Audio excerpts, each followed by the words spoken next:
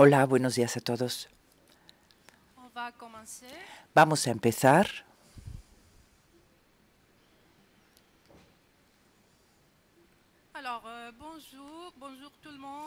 Repito, buenos días a todos. Bienvenidos a esta sesión del sábado por la mañana.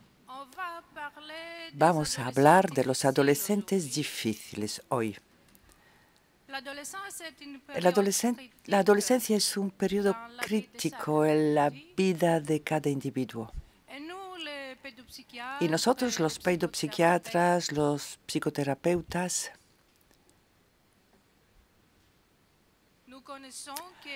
sabemos que los límites entre la normalidad y la patología son movedizas. Los límites son movedizos en esta franja de vida. Por ejemplo, hablando de una etapa depresiva, o hablamos de una amenaza depresiva, como lo describió también Alain Braconnier, o hablamos de momentos depresivos a los cuales tiene derecho cada adolescente a lo largo de su desarrollo. Enfrente de esto, cuando hay una verdadera patología diagnosticada, el enfoque terapéutico no es evidente, ni muchísimo menos.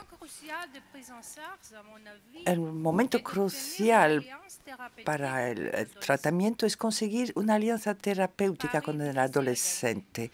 Es un desafío difícil de ganar. Para abordar estas cuestiones, tenemos con nosotros esta mañana a dos clínicos eminentes e investigadores al mismo tiempo. El doctor Maurice Corcos y el doctor Deacon Bevington. El doctor Bevington es director médico en el Centro Anna Freud de Londres y consultante en psiquiatría infantil de Cambridge. Colabora con Peter Fond para desarrollar el AMBIT, el tratamiento integrador. Yo creo que todo el mundo conoce la noción de mentalización, calidad indispensable para poder vivir momentos con los demás, compartir momentos con los demás. Una calidad que no tienen los niños autistas, ni tampoco los que están afectados por un trastorno grave del comportamiento, que se atacan físicamente o psicológicamente sin poder ocupar el lugar del otro. El doctor Bevington va a hablarnos de la noción de la mentalización y del método que ha elaborado para ayudar a los equipos de cuidadores, de terapeutas, a enfrentarse a estos adolescentes muy difíciles. Doctor Bevington tiene la palabra.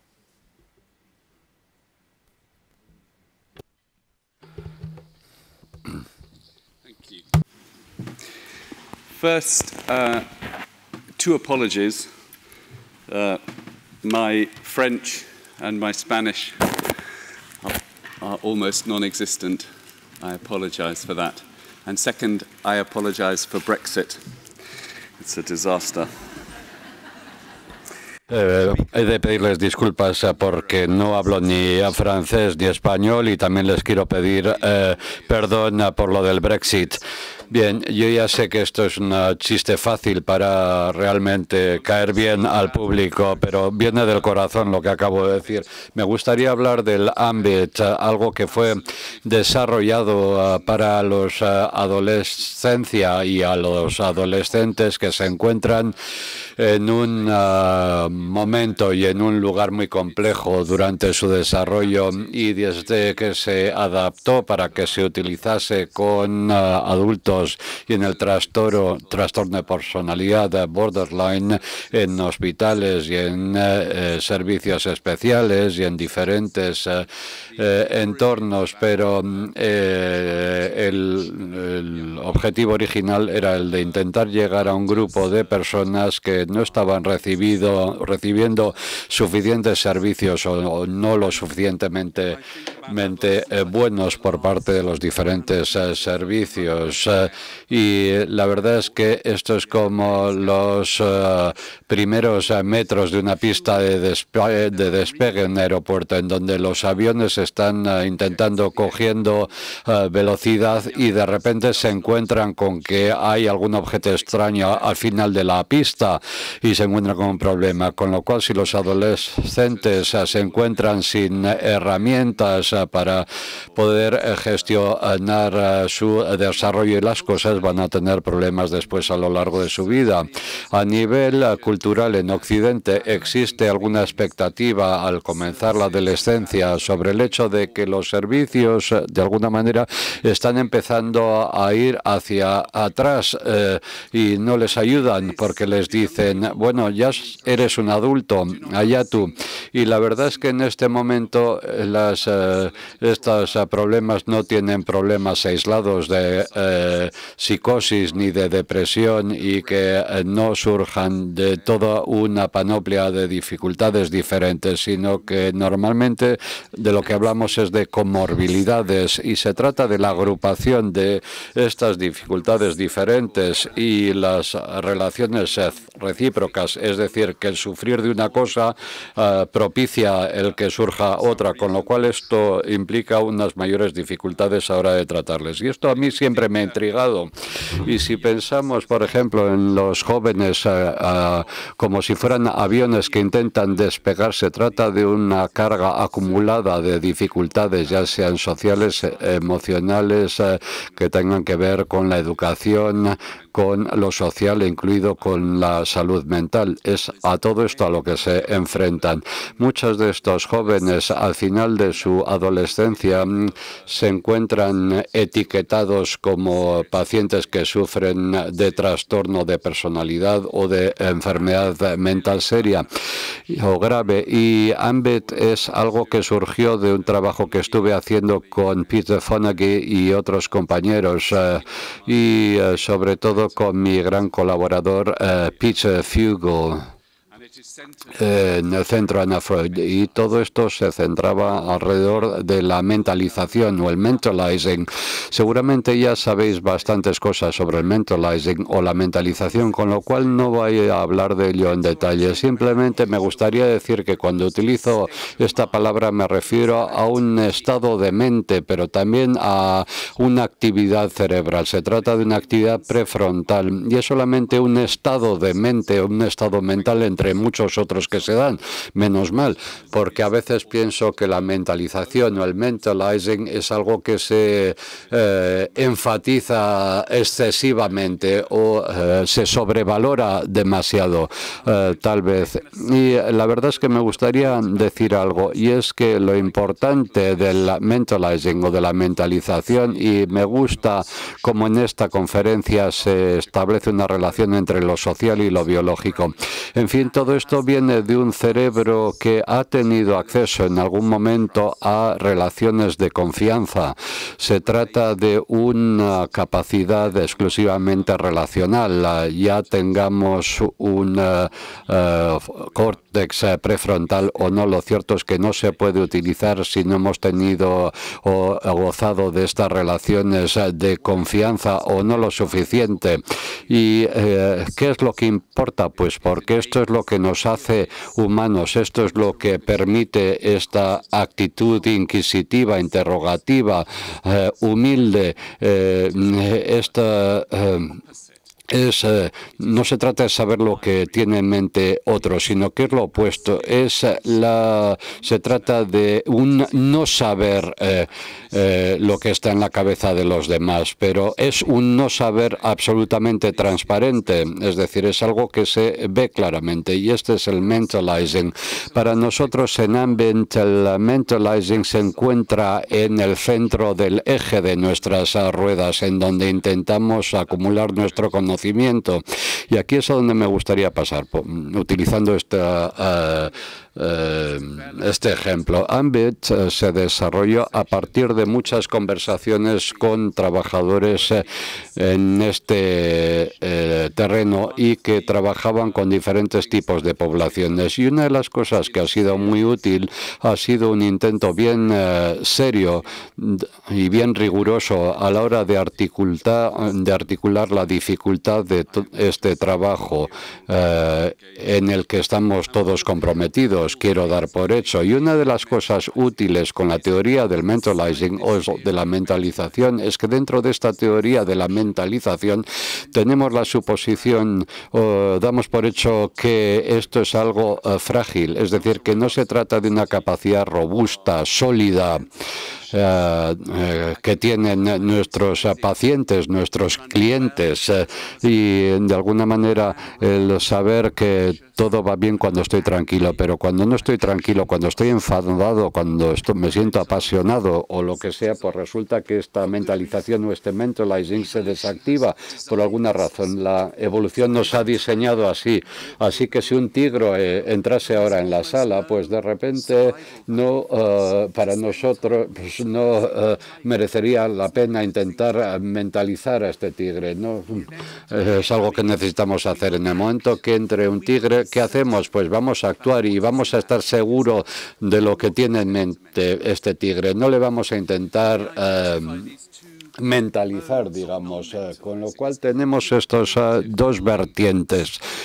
Si tenemos bloques de construcción, es como si tuviéramos unos bloques, unos ladrillos que fueran necesarios, pero no es lo mismo. Hay otra forma de mentalizing y que es supone un riesgo para nosotros en el campo de la salud mental. Y esto es, aquí se trata de enamorarse de ideas, de enamorarse de mis palabras, de tal manera que mis palabras y su coherencia e inteligencia son más importantes de lo que tal vez signifiquen para vosotros, que sois muy público. Y este es el modo de hacer como que.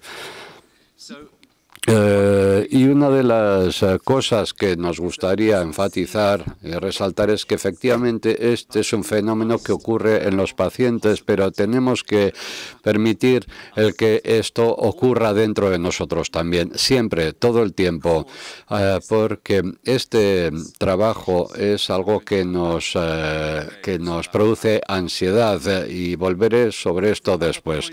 Otra de las cosas respecto al grupo de clientes para que trabajamos es que no son solamente personas complejas con diferentes, una gran panoplia de problemas diferentes, sino que también mantienen unas relaciones no del todo normales con los servicios de apoyo y de ayuda. Sus reacciones frente a mí cuando llego a ayudarles no es una reacción necesariamente positiva ni buena, sino que más bien al contrario. Y en la diapositiva me gustaría disculparme por, en fin, el lenguaje un tanto soez, pero, en fin, en la teoría del mentalizing hay un desarrollo reciente que se ha centrado en la idea de la confianza epistémica. Tenemos a Gergely Szivla de Hungría, que son los autores que han escrito sobre esto, y me gustaría abordar un poco esta cuestión porque es algo fundamental para nosotros terapeutas y también para nosotros como profesores, enseñantes o padres. A menudo para un joven que de alguna manera es como si se encuentran con una puerta cuando me vienen, como si hubiera una puerta entre ellos y yo. Llegan y yo tengo una serie de ideas respecto a lo que les podría venir bien a ellos y pienso en diferentes maneras en las que puedo transmitir mi ayuda, hacer que mi ayuda atraviese esta puerta. Y la verdad es que tienta bastante el pensar en la terapia como una especie de habilidad que tienen los ninjas, es decir, que si encuentro una manera manera de atravesar esta barrera o esta actitud de negación, y la verdad es que decir que esto es inútil y es un error en el que caemos prácticamente todos una y otra vez. Y la teoría de la confianza epistémica empieza o arranca de esta idea, de esta noción, y es que si quieres abrir esta puerta o derribar esta barrera, los jóvenes se tienen que experimentar o sentir como que están siendo comprendidos, porque esto ocurre de esta manera. Yo como ser humano no puedo ayudar, sino que puedo ayudar como un cuidador, como un ayudador para crearme una imagen en mi propia mente del dilema al que se enfrenta esta persona joven.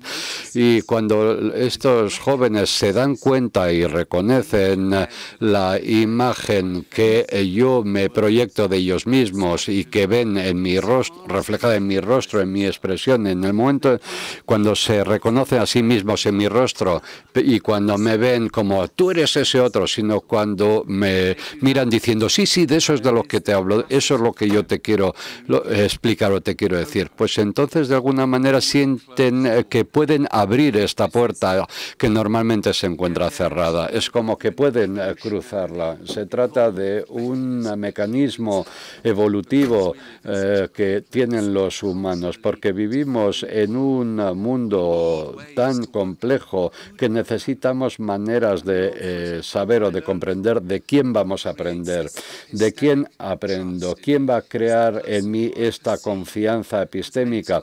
Es esta persona que yo veo que me entiende y que siente compasión por mí y que de alguna manera se comunica con el problema que yo sufro, con este dilema. Así que para el cuidador, para el trabajador, en trabajar con estas personas es un poco como lo de jugar con un juguete así del Reino Unido. Esto es un juguete que seguramente llegó de Norteamérica. Yo me acuerdo que cuando se anunciaba este muñeco, pues veíamos que se movía, muévelo, muévelo porque no se cae. Y esto de alguna manera es algo que tiene que ver con el equilibrio en nuestra relación. Y Ambit surgió, como he dicho antes, a partir de conversaciones con diferentes equipos de profesionales en todo el mundo, y desarrollamos Ambit como una innovación centrada en el desarrollo. Cada vez que hablamos con un equipo, esta herramienta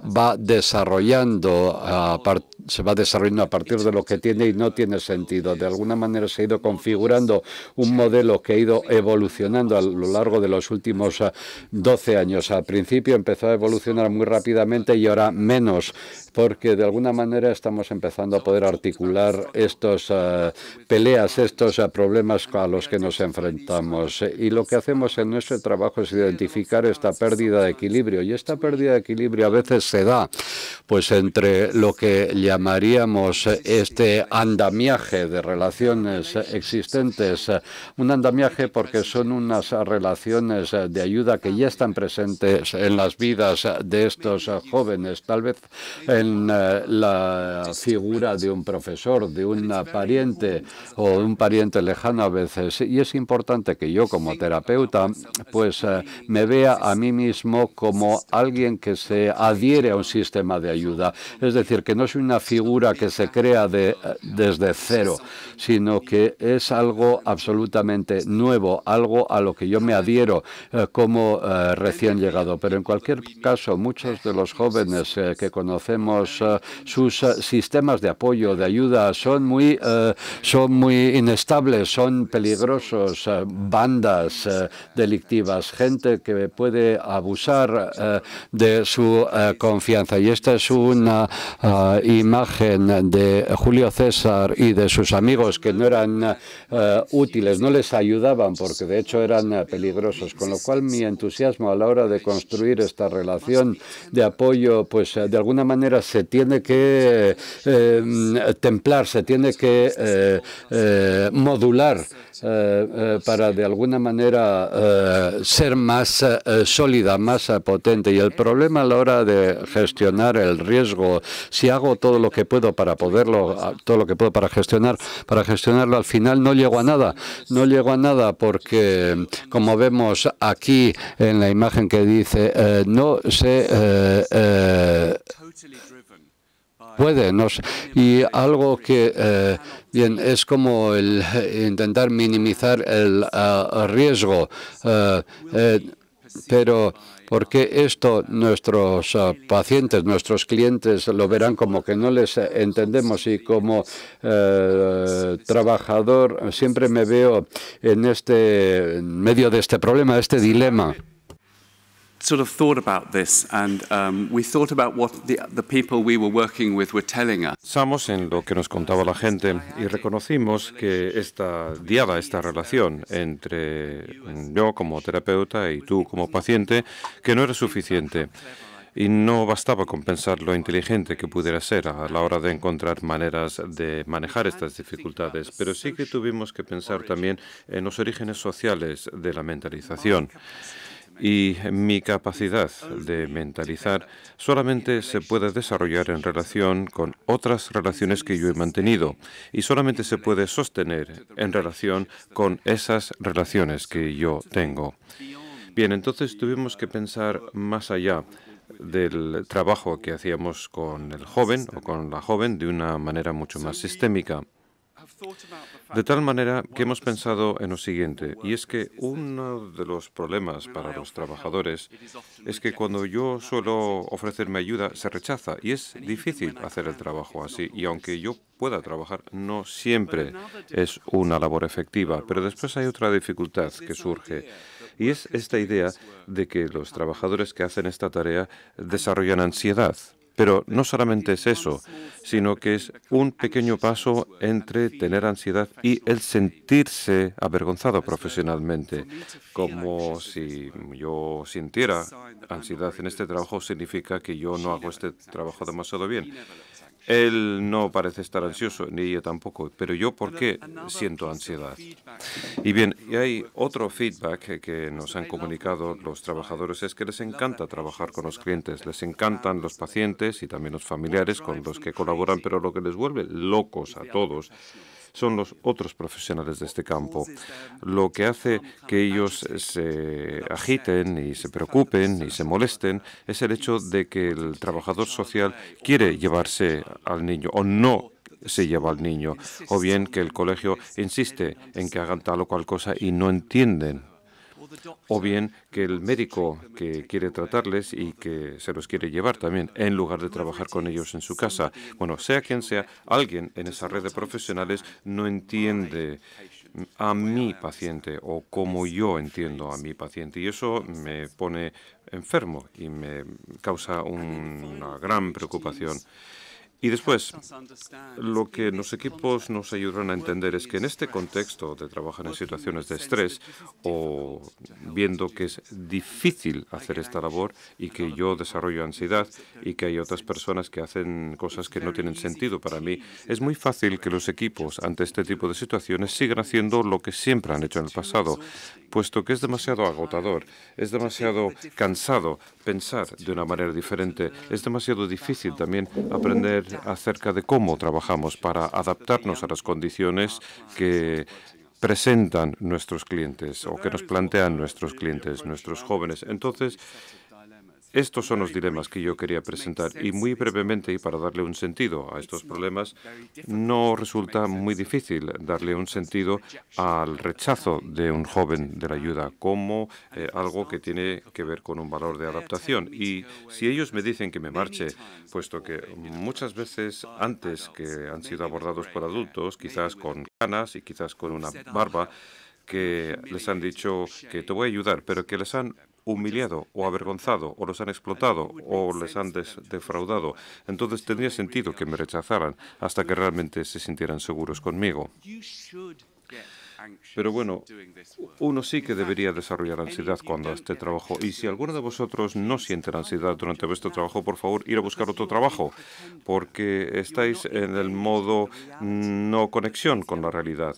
Y estos jóvenes sufren daños horribles y también ellos causan daños horribles, así que hay que sentir ansiedad.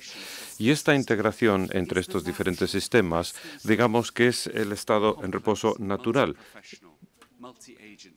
de los sistemas complejos, multiagencias, multiprofesionales, y no podría ser de otra manera. Hay múltiples maneras de entender el mundo, desde lo molecular hasta lo político, con todo lo que hay entre medio. Y hemos sido formados durante años en algunas áreas concretas, pero ¿cómo podría ser de otra manera? ¿Cómo podríamos establecer un contexto diferente para nuestras intervenciones? Bien, entonces, en el trabajo de Ambit queremos que los equipos no solamente piensen en lo que están haciendo con el cliente, sino ver de qué manera están trabajando con el equipo.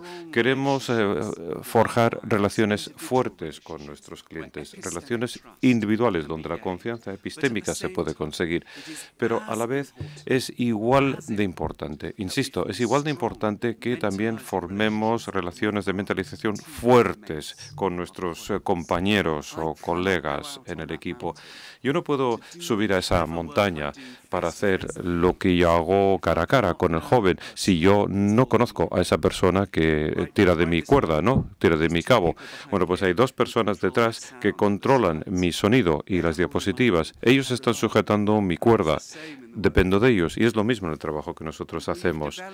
Y hemos desarrollado algunos enfoques que vamos a desarrollar con vosotros en un taller un poco más adelante si queréis venir. Y tenemos esta noción del equipo que rodea al niño y que es la manera habitual de organizar servicios, pero también existe una manera complementaria de pensar en el equipo que rodea al trabajador que recalca la relación. ¿Qué trabajador en esta gran red tiene confianza epistémica? Y cómo yo, como trabajador diferente, cómo doy apoyo a este trabajador para que podamos generar un clima de confianza y dar ayuda? Y en la red yo suelo decir a la gente, mirad, nosotros somos los científicos de hoy en día. Estos científicos, los que se especializan en cohetes, su trabajo es muy fácil. Hacen matemáticas, hacen cálculos, suman, restan, pero para nosotros, al trabajar con múltiples modelos y con múltiples niveles y con diferentes profesionales, con diferentes mentalidades y que piensan de manera distinta, cada día vienen a trabajar con una opinión o con otra, y eso es mucho más complicado que el tema de los cohetes. Y hemos desarrollado herramientas de mentalización para ayudar a la gente de manera sistemática como equipo y como trabajadores a título individual para mentalizar los diferentes apartados de estos sistemas, para crear sistemas que sean más mindful, que tengan más en cuenta las mentes de las que se componen. Los sistemas por sí solos, los sistemas de ayuda no tienen ningún tipo de mentalidad o de mindless. Y nosotros, como profesionales, con mucha frecuencia nos olvidamos de la mente que está detrás de esta intervención o detrás de este abordaje que me pide otra agencia de la que yo forme parte. Bien, supongo que tenemos un punto de vista muy del siglo XXI del aprendizaje. Hemos desarrollado el Ambit Online, en lo que definimos una wiki o una página web que hemos estado modificando y cambiando. Cada vez hemos dado formación a un equipo y desarrollamos estas wikis. Bueno, no todos los equipos lo hacen, pero estos equipos escriben sobre su práctica profesional de una manera muy transparente, muy abierta. Están aprendiendo. Así que nuestra página web es de fuente abierta, está abierta a todo el mundo, pero los equipos a los que formamos desarrollan sus propios contenidos y, si queréis, se solapan con los contenidos que proporcionamos nosotros. Y esto permite a los equipos reflexionar sobre ¿por qué hacemos este trabajo de esta manera y bajo qué circunstancias podríamos adoptar este planteamiento diferente respecto a nuestro trabajo? Bien, no tengo tiempo tampoco para entrar en mucho más detalle, pero solamente quería decir que hay cielos abigarrados y la mentalización, digamos que no significa que hay que establecer una batalla entre modelos. La mentalización es una noción integrativa que parte de la evolución. en lo que tiene que ver con la teoría. Y lo que intenta hacer es crear un lenguaje común para que yo pueda trabajar con un trabajador social o con un psicoanalista o para que pueda trabajar con un psiquiatra biológico. Y este enfoque me proporciona una lengua que yo creo que se desarrolla en base a un respeto de verdad por estas diversas maneras de pensar en el mundo. Bien, entonces voy a dar por finalizada mi charla con esta idea del equipo que rodea al niño, y es un abordaje que recalca nuestros roles y nuestras capacidades y nuestra formación. Yo creo que es un abordaje muy importante, ya que nos permite garantizar la calidad. Pero digamos que el complemento a todo este tema consiste en pensar en dónde se encuentra la confianza epistémica en esta red y de qué manera puedo desempeñar mi papel a la hora de dar apoyo a esta confianza y a la hora de ayudar al trabajador. Que si tú eres la persona al que el joven te dice me fío de ti, bueno, pues eso es tanto un privilegio como un elemento que provoca ansiedad. Entonces, ¿cómo puedo yo en una red tomar esto con seriedad? ¿Y cómo puedo crear un apoyo? ¿Cómo me puedo convertir en alguien que ayuda a sujetar la cuerda del trabajador? Bien, las demás diapositivas las voy a pasar por alto, entonces luego las compartiré con vosotros y podréis ver esto en más detalle. Gracias por escucharme.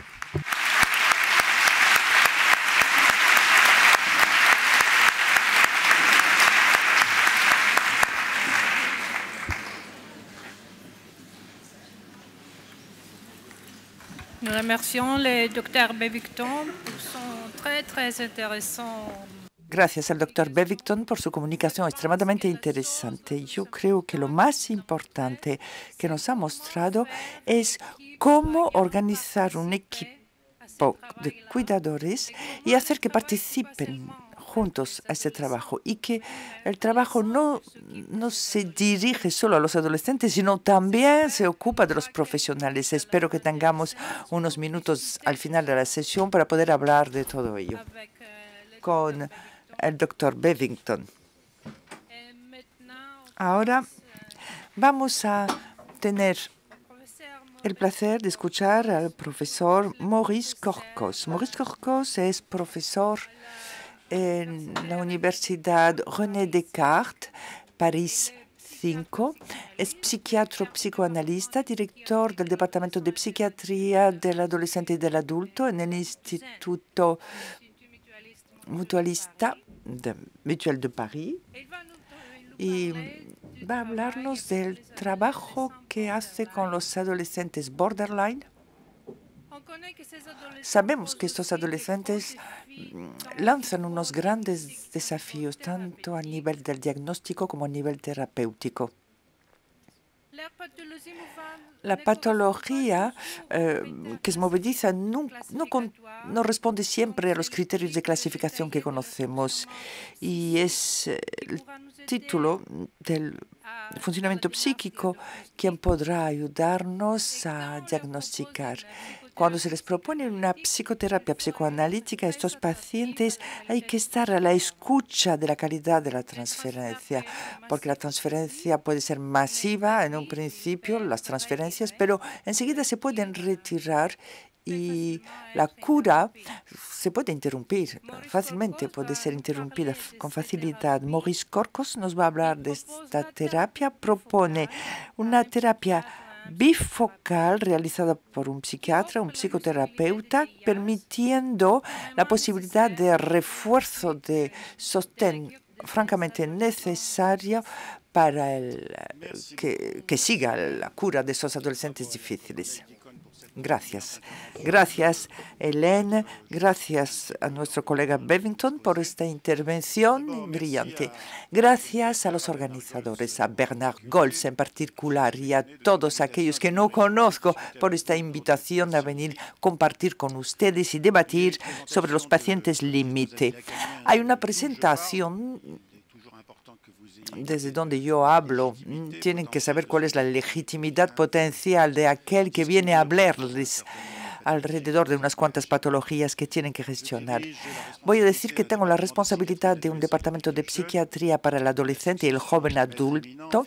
He seguido a Philippe Jamet, un maestro inminente, quien ha dedicado toda su vida a reflexionar sobre los funcionamientos límites. Es un departamento de psiquiatría, hay un hospital de día, 40 camas, 30 pacientes límites. A la derecha hay una unidad de investigación. Hemos publicado mucho sobre los funcionamientos límites y las patologías borderline, en particular haciendo una cohorte, la más importante mundialmente, para seguir la evolución y la estabilidad del diagnóstico de estos pacientes. En la primera planta tenemos una consulta con 2.500 pacientes al año y casi 70% son de funcionamiento límite. Después, una unidad de urgencias que recibe los pacientes con descompensación, momentos psicóticos agudos, hundimientos melancoliformes, estados de desagregación ligados a las distintas adicciones, muchas cosas. Y después hay un piso más donde tenemos 30 camas con 20 pacientes anoréxicas restrictivas, 80% de estado límite, por consiguiente, y el resto, unos chicos, unos pocos, con patologías de externalización que vienen a compensar estas patologías de las anoréxicas. Tenemos cierta experiencia, como pueden ver, de los pacientes límites y, en efecto, como lo dijo Elena, voy a desarrollar yo la psicoterapia psicoanalítica, que solo puede existir si está asociada a unos cuidados institucionales en este lugar hospitalario con una unidad de terapia familiar. Es muy importante tener en cuenta la familia. Y los pacientes límites no son tratados si no hay terapia familiar. Hace falta también que se consideren los factores sociales, escolares, judiciales. La psicoterapia psicoanalítica solo puede existir en el seno de una psicoterapia bifocal, donde hay un psiquiatra referente que se encarga del mantenimiento, de la gestión, de los pasos al acto, que por supuesto van a poner en peligro la psicoterapia psicoanalítica. Yo estoy enamorado de las palabras y siempre encuentro cómo saber si las palabras solo reflejan las ideas de aquellos que las expresan, es decir, de aquellos que deciden lo que significan, o si las palabras están empapadas, embebidas de la carne del mundo. Por ello no hablo de borderline, ni de estados límite, ni de casos límite. Hablo de funcionamiento límite, es decir, que no estoy en el dogmatismo del DSM que afirma que los pacientes son borderline a partir de ciertos números de criterios diagnósticos que no tienen ningún valor científico. Eso ha sido demostrado. Yo defiendo, a la vista de la experiencia que yo tengo con mis pacientes, que sí, muchos pacientes pueden tener un funcionamiento límite, es decir, no entre neurosis y psicosis con momentos depresivos, sino que tienen algo que no está entre, sino que va a la vez. Es decir, que en efecto este paciente puede proponernos, en función de la relación que tiene con nosotros, el entorno cuidador y en la transferencia con su entorno anterior, va a proponernos momentos psicóticos agudos, organizaciones melancólicas, pasos al acto para distanciarnos, o un funcionamiento neurótico relativamente histerizados o desplazados sobre objetos fobógenos con los cuales podemos trabajar. Conocen las cifras epidemiológicas que les hemos mostrado en el estudio de los cuales les hemos hablado, el gran estudio que hemos hecho sobre la red borderline. Si el 2% de los adolescentes tienen patologías límite, no es de manera cronicizada.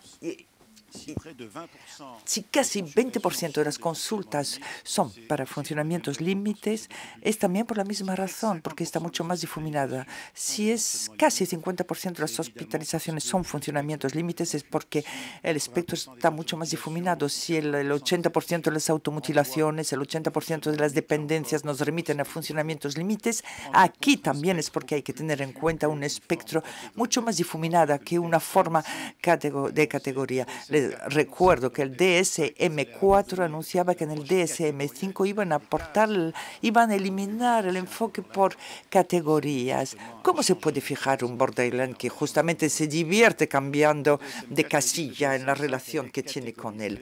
El DSM-5 nos decían que iba a salir de la categorización para abordar un aspecto más dimensional. 10 años no bastaron, evidentemente, y el enfoque por categorías sigue prevaleciendo en el DSM-5. Algunas explicaciones sobre el título que he elegido: a la búsqueda del sentido perdido. Aquellos que han leído a Proust saben que la búsqueda del tiempo perdido, en busca del tiempo perdido, es en busca de, no es el tiempo perdido lo importante en el título es en busca de el tiempo perdido, el paraíso perdido de la infancia. Era un paraíso que nunca había existido. Esta infancia es un tiempo idealizado por el narrador. Lo importante para las 800 páginas que vendrán después es la busca, ir a la busca, en busca de. Lo importante es el camino, no el fin. La aventura psicoanalista es ir en busca de aquello que pudo prevalecer en la infancia y en particular de unos cuantos acontecimientos más o menos desdichados que han podido ser el caldo de cultivo de una organización de estructuración de la personalidad agujereada, sin estructura, y que en el après-coup de la adolescencia va a encontrar reminiscencias, reactivaciones de antiguos traumatismos que van a causar problemas. En el camino de la aventura psicoanalítica, ya tenemos una discusión con nuestros colegas que defienden el apego, no los colectivistas, los colegas comportamentalistas. Los otros enfoques teóricos son útiles, necesarios en algunos funcionamientos límites, pero en otros momentos prefiero no utilizar estos enfoques y dejar tiempo para que el psicoanálisis demuestre si puede tener una acción. Creo que todas las terapias del aquí y ahora, tanto el extremo como el comportamentalista, recuerdo el texto de Winnicott, que comparaba a aquellos que estaban en un enfoque comportamentalista y los que estaban en un enfoque psicoanalítico con los delincuentes, y hacía un paralelo entre la democracia y el fascismo. El comportamentalismo se han vuelto agentes de la regulación social. Estamos aquí para canalizar los desbordamientos de cierto número de pacientes. Aquellos que van en un enfoque cognitivista, que han integrado el cuerpo, están también en una terapia de aquí y ahora. Y nuestros colegas que se ocupan del apego, y por ejemplo Kenberg en las patologías límites, se refieren a una gestión de la intersubjetividad en vez de referirse a la infancia con interpretaciones genéticas que corren el riesgo de hacer explotar el paciente hacia adentro. Aquellos que abandonan la necesaria nueva visita de la infancia, de lo que tuvo lugar en la infancia, en el caso del psicoanálisis, van a tener que dejar encima de unos cuantos pacientes una espada de Damocles que estará en el origen de las recaídas. La psicoterapia psicoanalítica extremadamente peligrosa, extremadamente aleatoria, cuando se atreve a revisitar los tormentos de la infancia que han sido el caldo de cultivo de las desorganizaciones en la adolescencia, puede en cambio tener una acción preventiva e incluso creativa. Intentaré volver a hablar de ello. Entonces, la infancia. Si hay algo eterno en nosotros, lo único que sea eterno en nosotros es la infancia.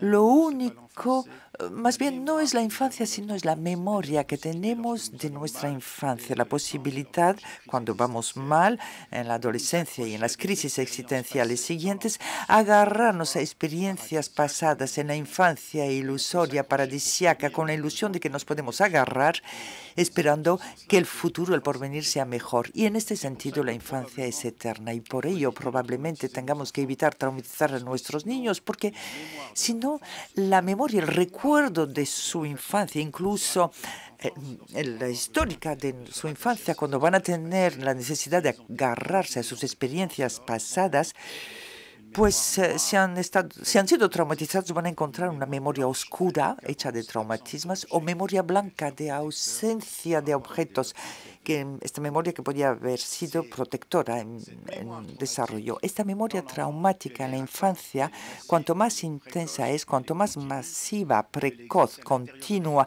cuanto más se ejerce en el interior de la familia, cuanto más incestuosa es, cuanto más tiene presencia de la madre, hay una huella que se va a eternizar, que va a prolongar el tiempo, estirarlo y que se va a reactivar en la adolescencia. Así que es muy importante evitar traumatizar a nuestros hijos.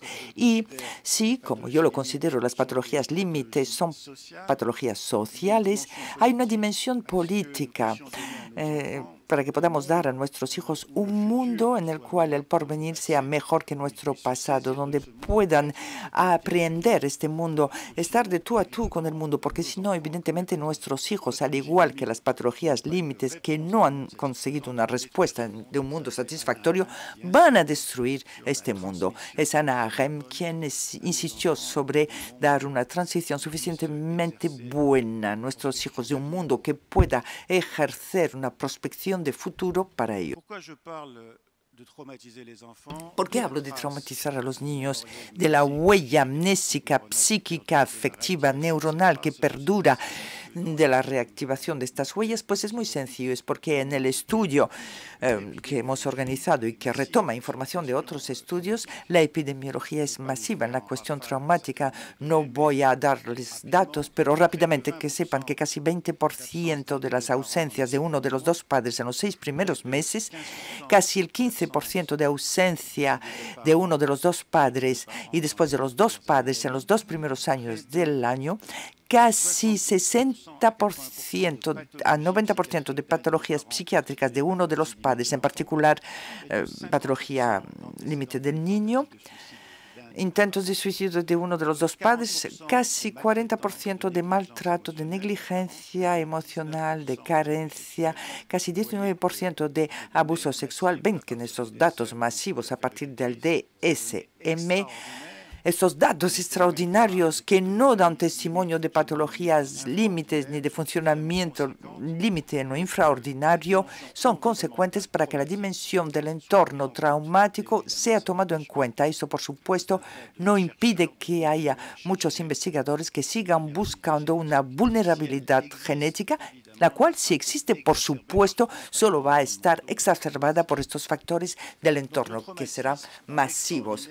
El traumatismo en lo extraordinario, en lo infraordinario, ya lo saben ustedes, con sus pacientes están aquí, hay que buscarlos. Y repito algo que me ha parecido esencial en relación con la psicoterapia. No se mantengan en lo extraordinario, en el abuso sexual, en el maltrato, que van a reorganizar toda la personalidad del adolescente en este periodo cartilaginoso, periodo de crecimiento que se puede manipular. Va a reorganizar toda la personalidad alrededor del trauma. No se mantengan en lo extraordinario.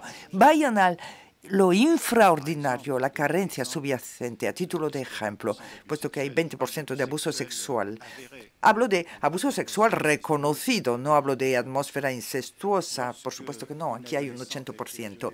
Cuando una adolescente ha sido violada por su padre, por ejemplo, evidentemente el traumatismo extraordinario que es la violación por el padre, que instaló en el cuerpo de la niña desde la infancia una bomba de relojería, de la cual ella no tiene conciencia posible por culpa de su inmadurez psíquica. Por supuesto, este extraordinario es un elemento traumático mayor, pero me voy deprisa. Es fácil de retomar en psicoterapia. Es fácil hacer la diferencia entre el verdugo y la víctima a pesar de la confusión de los idiomas en este idioma. Lo que es más difícil en psicoterapia es lo infraordinario que es subyacente, es decir, que esta joven nunca habrá conocido un padre suficientemente cariñoso. Y para que una hija pueda transformarse en una mujer bien en su cuerpo, hace falta que el padre sea suficientemente cariñoso. Sigamos con las palabras. este trauma del cual digo que lo extraordinario no es lo esencial, sino que es lo infraordinario, la carencia, la ausencia de un objeto protector, tutor del desarrollo, el cuidador de un objeto que pueda acordarse con este sujeto que está en devenir. Uno de los elementos esenciales sobre las patologías límites de un libro que se llama La ausencia, que les recomiendo, es efectivamente esta palabra ausencia. Es decir, que no se trata de aquí de una pérdida de objeto. No es que algo haya tenido lugar y que haya desaparecido. No se trata de una carencia que existió y después se empobreció. No. Para lo que es de las patologías límites, de los casos límites, tenemos una palabra que es esencial, es la ausencia. El objeto ha estado ausente, ausente psíquicamente, ausente en su parentalidad por ser predador, ausente porque absorbido por una depresión. Esta ausencia del objeto va a crear en espejo, como eco, en un momento de maduración del niño, una ausencia en sí, en espejo, como eco de la ausencia del objeto. No una ausencia en sí en todos los campos, pero no estamos en la psicosis, no, pero esta ausencia en sí como espejo, como eco del objeto es la que va a dar este sentimiento de vacío tan característico de las patologías límites, que no tiene nada que ver con el aburrimiento de los neuróticos. El aburrimiento es algo que no consigue investir, porque no ha sido bastante investido por el objeto. Aquí hay un desinvestimiento total, hay una ausencia del objeto en una franja. Esta sensación, sentimiento de vacío es un elemento central en la patología límite. Porque, y esto es una propuesta de la psicoterapia psicoanalítica, el sujeto de hecho hace el vacío en relación con el trauma que lo asalta. Otro ejemplo clínico para que tenga una representación. Cuando una niña es violada por su padre, lo primero que hace es cerrar los ojos y después grita. Cuando cierra los ojos, deja el cuerpo, abandona el cuerpo al predador y su psique se anestesia. Estos son los trabajos de Pierre Marty, que mucho antes de Fonagy ha desarrollado el concepto de mentalización que no tiene nada que ver con la mentalización fonaghiana. Pierre Marty desarrollaba la defensa por insensibilidad a través de la indiferencia. El sujeto se ausenta de sí mismo como eco, espejo de la ausencia de un objeto suficientemente afectivo. Esta ausencia está puesta bajo vacío del traumatismo. Es una defensa y esta defensa evidentemente se va a transformar en un problema a la larga y en particular en la adolescencia porque va a constituir lo que llamamos la lexitimia, la represión de las emociones, lo liso, lo frío, lo que corta para que no sea impuesto por una reprise traumática en la adolescencia que reactiva el vínculo con el padre o la madre problemáticos. Esta alexitimia es uno de los motores de la resiliencia de los pacientes límites. No es el perdón, no es el consuelo, no sé qué de la moral que permite a las patologías límites ser resilientes. No, la lexitimia, el alejamiento de las emociones que era la solución se va a transformar en problema en el psicoanálisis, porque el psicoanálisis está centrado en la relación afectiva. El otro motor de la resiliencia muy importante en las patologías límite son evidentemente los ordenamientos perversos. El sujeto es lo que va a hacer a los demás lo que se le hizo por fenómeno de identificación, de imitación, puesto que hay identificación. Y estos ordenamientos perversos va a permitir alejar el objeto sustentador. Y es esto lo que tenemos que desbloquear en los cuidados psicoanalíticos. Si el trauma y la ausencia son palabras claves, si alguien no ha estado aquí en un momento clave del desarrollo, si algo no tuvo sentido de ser, si algo en una franja de la vida no fue transmitido, si el sujeto nació agujereado, como dice Michaud, hay una exposición, el Guggenheim maravilloso de Michaud, pues si hay todo esto, hay que responder a estos antecedentes traumáticos hace falta que el psicoterapeuta en el seno de la institución, con la aproximación global que permite contener los pasos al acto que no van a faltar, hace falta que haya un encuentro con el psicoanalista. No un encuentro con los neurolépticos desde la primera cita, con los daños cognitivos que aportan los neurolépticos en los adolescentes. Va a ser un escándalo mayor cuando nos demos cuenta de los daños que han provocado los neurolépticos. No. Y no hay que esperar si tiene los 5 ítems para entrar en DSM-5. No es tampoco el encuentro con el adolescente, con una lección, dándole lecciones. El adolescente no admite esto. Si nos precipitamos y le proponemos lecciones bajo forma de cadena cognitiva o bajo forma de rementalización, entonces creo que el contacto, el encuentro que yo llamo, no va a tener lugar. Hace falta que el encuentro signifique, provoque un acontecimiento para que este acontecimiento sea un reflejo a la desgracia, un eco a la ausencia del encuentro.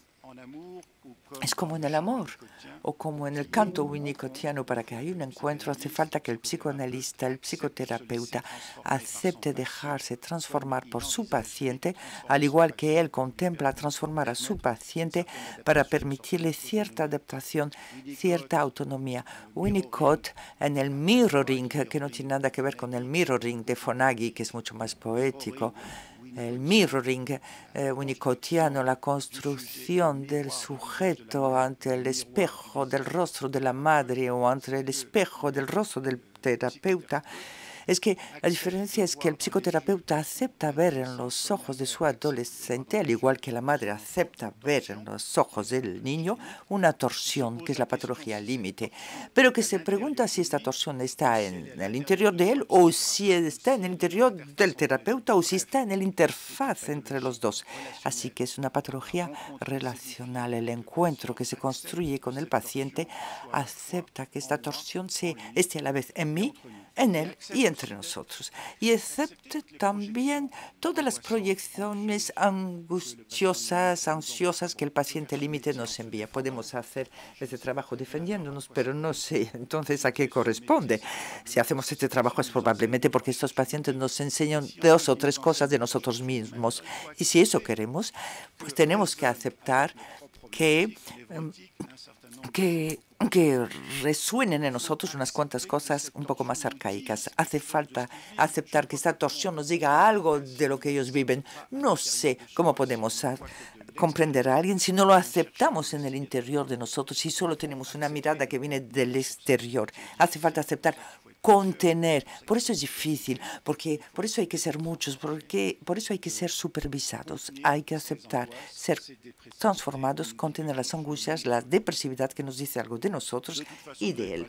En cualquier caso, no tienen elección. Si se comprometen con una patología límite, saben que la transferencia es masiva, que está indiferenciada. ¿Por qué masiva y diferenciada? Pues es porque ha tenido lugar en la infancia unas cuantas cosas y en particular discontinuidades de presencia, sino abandono. Si en efecto el sujeto se va a agarrar a usted, va a tener no apego, sino se va a agarrar en la adolescencia con una erotización del vínculo masiva. Han ocurrido cosas en la pubertad, la sexualización del cuerpo, la sexualización de la psique, y en la relación con usted esa sexualización va a demostrar, como decía André Green, los pacientes límites no están atados o vinculados a su madre de forma segura, insegura o preocupada. Los pacientes límites aman a sus madres. Si ven las películas de Eminem con su madre, esa pasión es incestuosa, es un vínculo pasional, y el desapego se debe hacer aceptando la relación erótica que se impone a usted, o la puede negar para no verla. Y en las películas de Xavier Dolan en Montreal ven que en el apego a la madre es un apego erótico, pasional, incestuoso, y que vamos a nosotros profesionales tener que desarticular ese apego. Por lo tanto, nos hemos comprometido, hemos aceptado coger sobre nosotros esas angustias, pero mi colega lo ha dicho, ahora hay que gestionar los riesgos. Y cuanto más nos aventuremos en el mundo interno, siempre y cuando aceptamos esa aventura dentro del mundo interno en vínculo con la infancia, más los riesgos de reviviscencia, no de remini, pero de reviviscencia, todo lo que fue traumático en la infancia no ha sido integrado por la psique, que es inmatura, algo ha dejado huellas en el cuerpo, en el sistema neuronal, que se reactiva con manifestaciones sexualizadas en la adolescencia. Por lo tanto, si hemos asumido el reto de ir a trabajar aquella memoria, darle la vuelta entera a esa memoria de la infancia para ver dónde está el origen de todo lo que ha ocurrido, vamos a ver pasos al acto múltiples que nos van a volver a rechazar, a poner a distancia, porque nos hemos acercado demasiado y no hemos hecho radiografías del miedo, como dice Fedid, es decir, explorar en el sujeto aquellas zonas que son zonas de espanto para él respecto al abandono o a la predación. Y el psicoanálisis es decir que hay que superar ese miedo, hay que ir más allá, hay que atravesarla primero y luego mirar atrás para ver si ese miedo estaba a la altura de la realidad o si no era un miedo fantasmático, es decir, retrabajado por el aparato psíquico a lo largo de la vida. El psicoterapeuta es alguien prudente, pero que no obstante avanza, se compromete y piensa que hay que trabajar sobre esa infancia. Claro que se va a encontrar con unas zonas no de defecto de mentalización, pero de otras mentalizaciones. Yo personalmente no soporto el concepto de defectos de mentalización. Yo animo un seminario de psicoanálisis y literatura y digo que muchos de esos artistas que nos explican cómo evoluciona el mundo son funcionamientos límites, es decir, que tienen una mentalización distinta a nuestras mentalizaciones neuróticas o normóticas o psicoeducadas o educadas o remediadas o remendadas.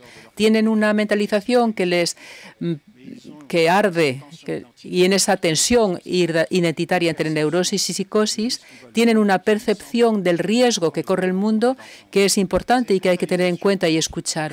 Y esa mentalización diferente, cuando está en riesgo de implosión, el psicoanalista hace lo que Pierre Olagnier pedía, es decir, que cuando te acercas de un dolor, un núcleo de dolor que corre el riesgo de implosionar al sujeto, cuando vas a acercarte del nudo traumático, es decir, el fuera de sentido. ¿Qué sentido puede tener para un niño el haber sido abusado por su padre? No tiene ningún sentido. Es lo que Matsukan, un pensador americano, amigo de Winnicott y borderline, por otra parte, describía diciendo que el sujeto necesita encontrarse con el no sentido, el fuera de sentido, el inaudito y lo inédito.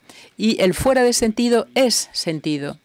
Y así terminaré con esta afirmación esencial. El sujeto se encuentra al no sentido, al fuera de sentido. El psicoanálisis no es dar sentido, no es interpretar el contenido, son interpretaciones sobre el marco, la relación que se puede mantener a pesar de los azares de ese marco y a pesar de los pasos al acto.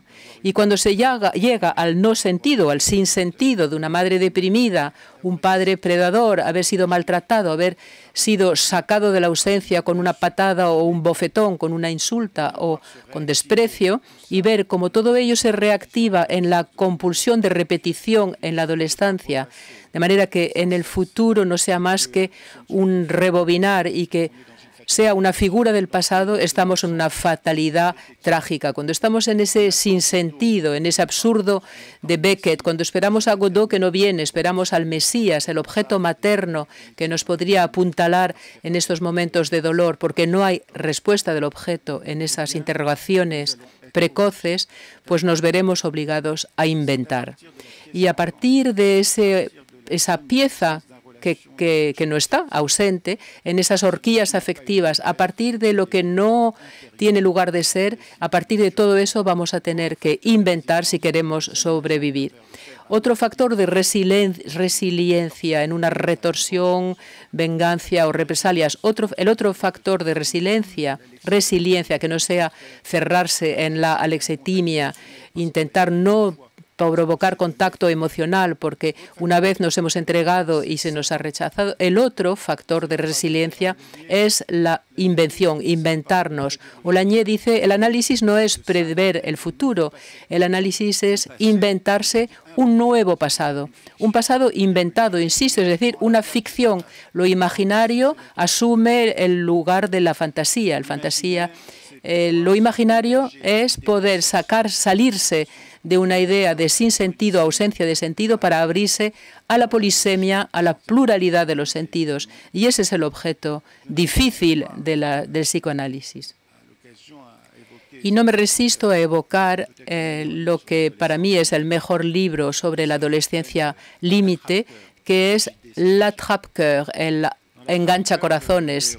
El protagonista es errabundo por Nueva York, ha fugado, se ha escapado, hace muchas tonterías, y alguien le dice, vete a ver un psicoanalista. Y dice, ¿qué voy a hacer yo con el psicoanalista? Y dice, pues vas a hablar, tú hablarás, él te hablará y él te ayudará a reconocer las formas de tu pensamiento, las formas de tu mente. El psicoanálisis es reconocer las formas de la mente del sujeto, aceptar que su mentalización sea diferente y no plantearnos en un primer momento remediarla o reorganizarla. Es decir, que si en una segunda momento esa es demasiado implosiva, no hay que canalizarla en unos esquemas cognitivos y en mentalizaciones diferentes. Bien, y terminaré con el poema de T.S. Eliot que Winnicott, a que le gustaba mucho a Winnicott y que para mí resume el análisis. Lo decía, lo digo en inglés, mi inglés no es muy bueno, pero suena mejor en inglés. Si je le dis en français, ça va être moins bien. Si lo digo en francés va a ser peor. Cuando Winnicott habla de terrores agónicos, dice helplessness, el neediness.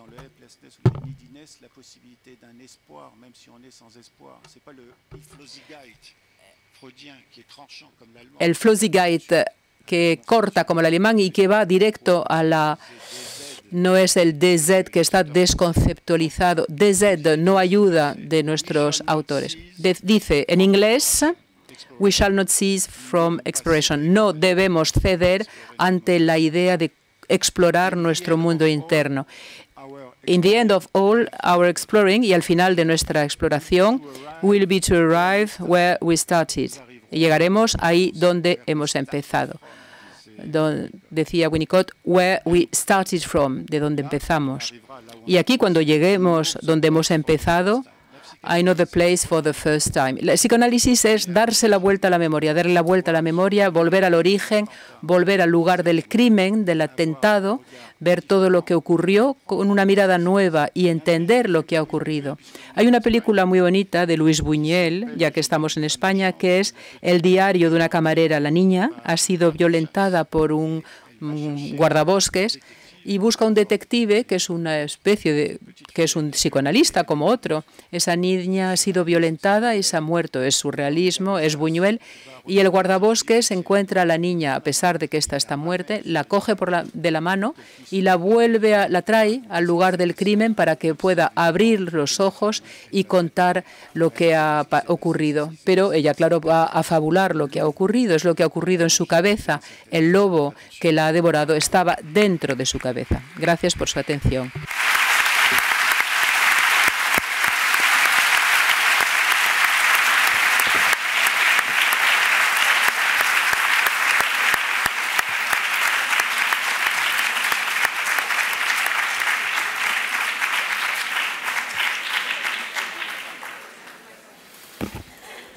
On remercie beaucoup, Monsieur Corcos. Muchísimas gracias. Es verdad que el idioma francés nos da la oportunidad de hacer poesía mientras se habla de psicoanálisis. Hay mucho que decir, hay mucho que hablar con nuestros dos oradores. Y si me lo permiten, yo voy a hacer una primera pregunta a ambos.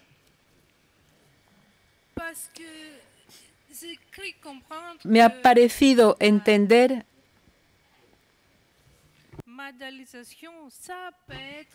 que la mentalización puede ser un poco distinta.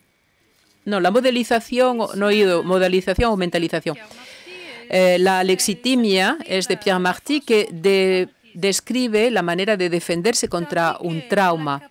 Sin embargo, la capacidad de mentalización o de no mentalización no es para nada, no hay un trauma que la condicione, es más bien algo biológico, se puede decir. ¿Es cierto lo que estoy diciendo o no? ¿Es algo que se tiene? ¿Es algo innato o algo que no se tiene?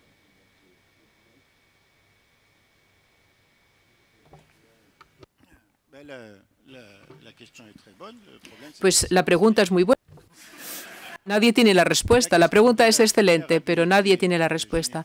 La vulnerabilidad genética, el trabajo de Damasio lo ha demostrado perfectamente. Hay una posibilidad de alexitimia vinculada a un déficit neurológico si no hay conexión entre el parietal, pero sí. En las patologías límites hay muchos de mis colegas en París que siguen metiéndole unos dispositivos a la nariz para ver si hay una disponibilidad genética por la nariz de los clientes. Y el desacople entre el serotonérgico y no se haría debido a una vulnerabilidad genética en la infancia. Por ahora, nada. Lo que yo sí digo, no se sabe si es innato, pero lo que sí se sabe es que un déficit de padres portadores o una agresión física, algo que no acuerda rítmica, pulsionalmente al sujeto con daños cerebrales, impide y fija de manera neurobiológica, afectiva y psíquica al sujeto, lo estabiliza, lo fija. Por lo tanto, desde el punto de vista secundario, los traumas van a provocar algo orgánico. Y yo termino diciendo que lo que hay que saber es si hay o no plasticidad cerebral. La pregunta es, en la transferencia con el paciente, ¿se puede recuperar algo? Y no lo sé, yo no sé y nadie sabe nada. No puede contestar porque es muy difícil. Sin embargo, apuesto por probar, intentar ver cuáles son los recursos del sujeto cuando a mí frente a mi solicitación afectiva. Como todos los psicoanalistas me doy cuenta de que no responde, sino que además el ritmo que impongo, que es el ritmo de mi deseo y no de su capacidad o de su posibilidad, entonces yo me reajusto, me retracto, canalizo, ayudo a mentalizar, etcétera. Pero como no sabemos, hay que probar. En vez de mantenernos, como nos lo recomiendan cada vez más, regular esa masa de funcionamiento límite que nos llega a los hospitales, que están invadiendo los hospitales con muy pocos medios, y que la terapia de mentalización o el psicoanálisis, que requieren tiempo, formación, pues obviamente no van a poder gestionar ese problema masivo político que se está resolviendo con neurolíticos y tratamientos secuenciales.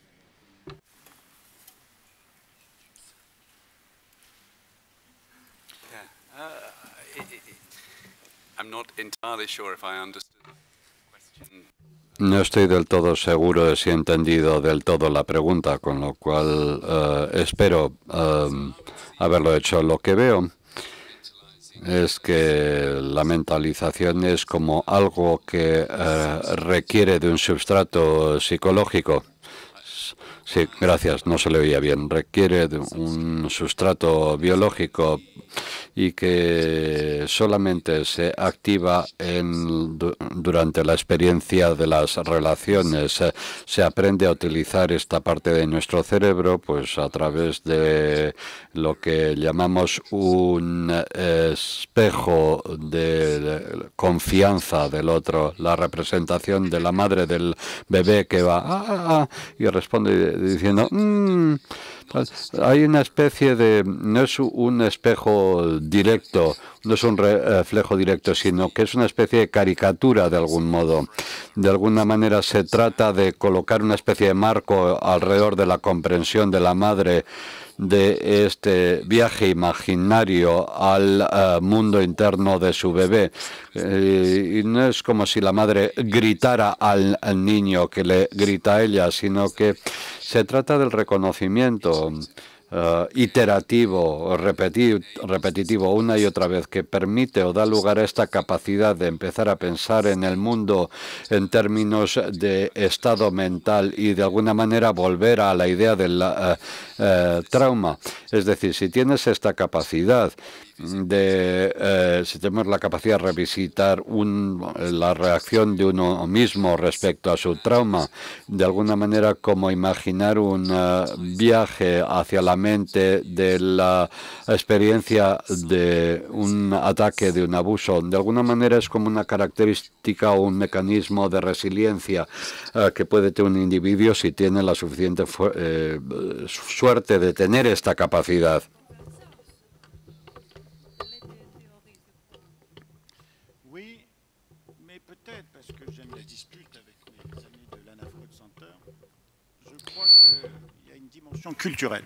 Me parece que hay una dimensión cultural y les ruego me crean que nunca diré que una cultura es superior a otra. Es una aberración total y todas las culturas deben hibridarse e intercambiar. Creo que nuestros colegas del norte, quizás por la dimensión anglosajona, nos piden que no perdamos el norte.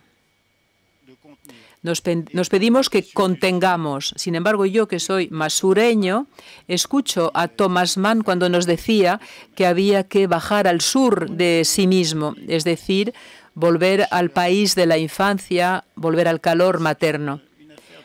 Ahora, luego ya es una cuestión de enfoque y de apreciación.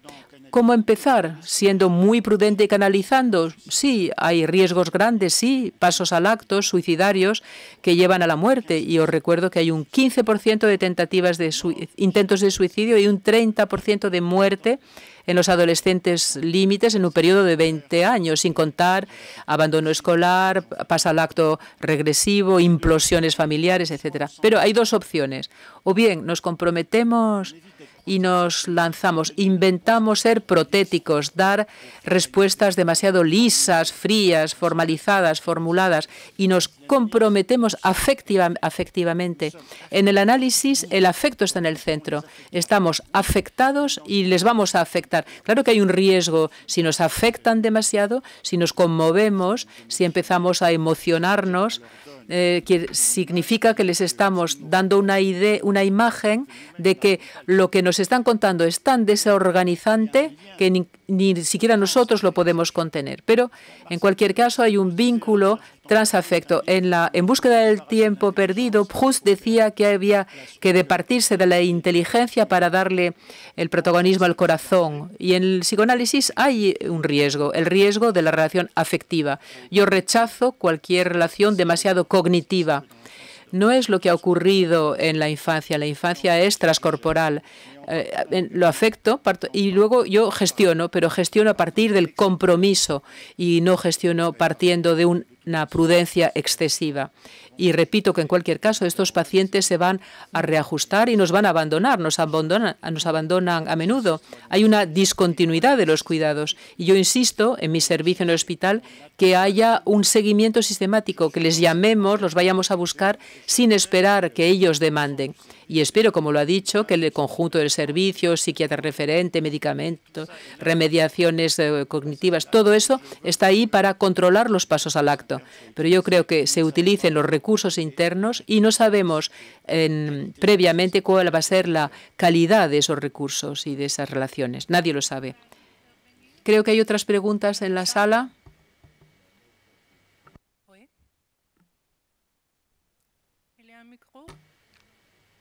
¿Un micro?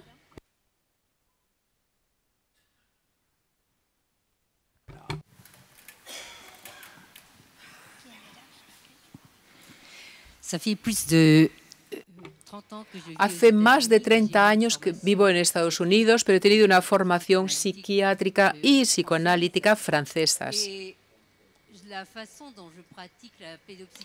Y la manera en que yo practico la paidopsiquiatría no es ya, de alguna manera, ya no es teórica. Pienso que he integrado una serie de teorías. No obstante, ahora tengo tendencia a acercarme al paciente y a su familia de una manera mucho más intuitiva. Y cuando recurro a distintas técnicas, recurro a ejercicios, teniendo en cuenta o que implican el cuerpo, pero pienso que hoy, en francés decimos que la cultura es lo que sabemos cuando hemos olvidado todo lo demás. Y ahora practico la psiquiatría o la peidopsiquiatría habiendo olvidado, tras haber olvidado toda la teoría. Y profesor Corcos, les agradezco infinitamente lo que nos ha contado, porque la manera en que nos ha hablado ha hecho eco en mí, porque yo también trabajo con muchas familias desfavorecidas y en particular familias mexicanas, y el lenguaje de la teoría no encaja para nada con la gente que no ha tenido una formación educativa académica. Y la manera en que conceptualizo ahora el malestar se hace cada vez más sencilla y menos teórica. Sí, solo una palabra.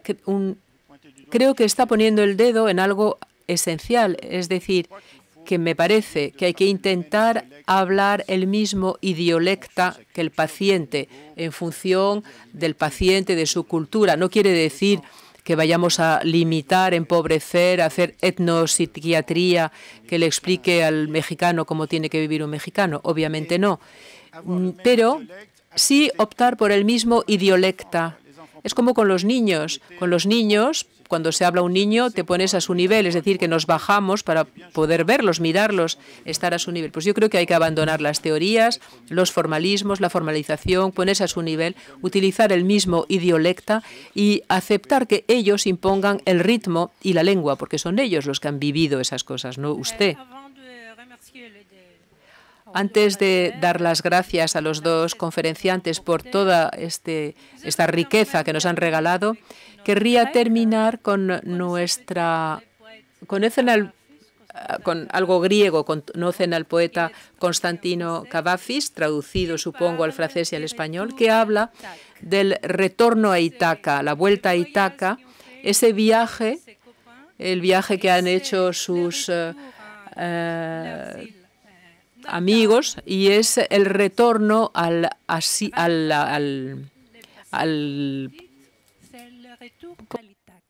es la vuelta a Ítaca, vuelta a casa. Y antes de irnos, creo que hay alguien de la sociedad española que quería hacer un anuncio. Se me ha pedido que les avisara.